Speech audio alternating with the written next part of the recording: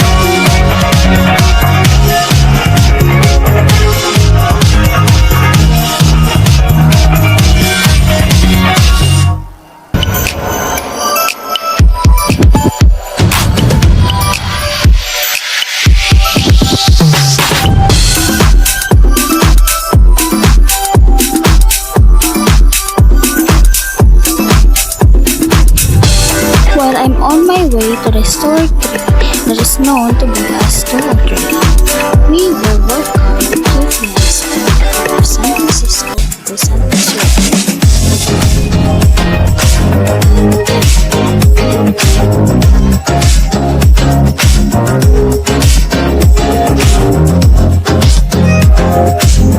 Tuog Tree is the tallest tree of the Philippines, found in Agusan del Sur. It's called Tuog.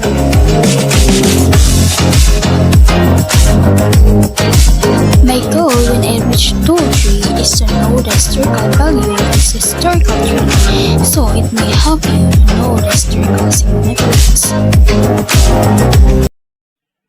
guys, we just arrived at exactly 2:47 p.m. afternoon here in Alegria, San Francisco. So let's check it out. We're now here at Tuog Tree. What is beauty standing here to see? So just a little trivia, did you know that Tuog Tree from Agusan del Sur is believed to be the oldest and tallest tree in the Philippines? Yes, I am aware of the Tuog Tree in Agusan del Sur, Philippines, which is believed to be the oldest and tallest tree in the country. The Tuog Tree, also known as the Davao tree or Kapuk tree, is a species of deciduous tree native to the Philippines. It is known for its large, flat leaves and its ability to grow to great heights. With some trees reaching up to 200 feet in height, the Tuog Tree is not only remarkable for its size but also for its longevity. With some trees estimated to be over 1,000 years old, the tree is highly valued for its timber, which is used in various industries, including construction and furniture making.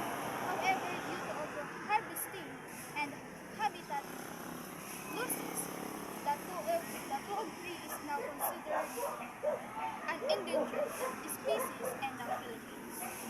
Before that, let's interview some people on what they know about Tuog Tree.